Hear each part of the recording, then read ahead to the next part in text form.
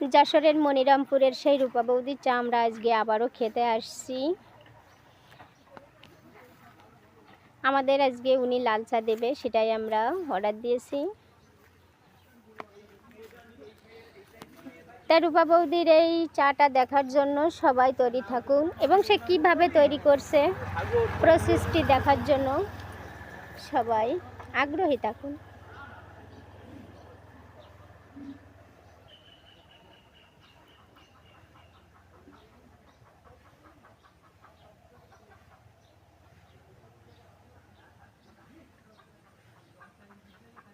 দেখেন সে কিন্তু অনেক ধরনের সুন্দর সুন্দর চা তৈরি করে, তার ব্যানারটা দেখেই কিন্তু আমরা বুঝতে পারছি। দোকানটা অনেক পরিপাটি রাখে, সুন্দর রাখে।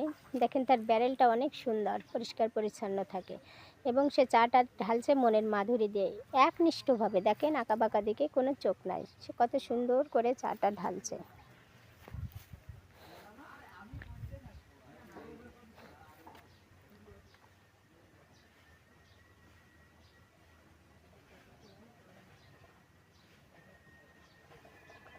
এবার সে কিছু বলছে।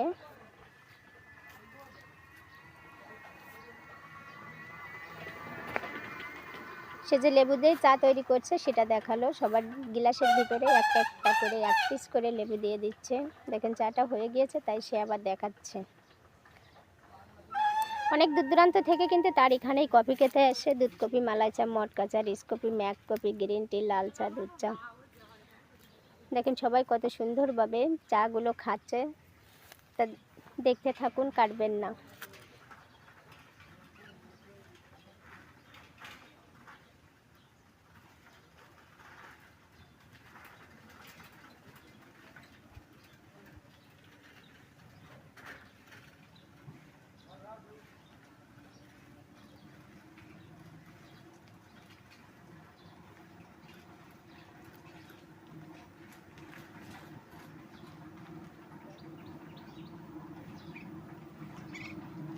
দেখেন অতি নিমিষে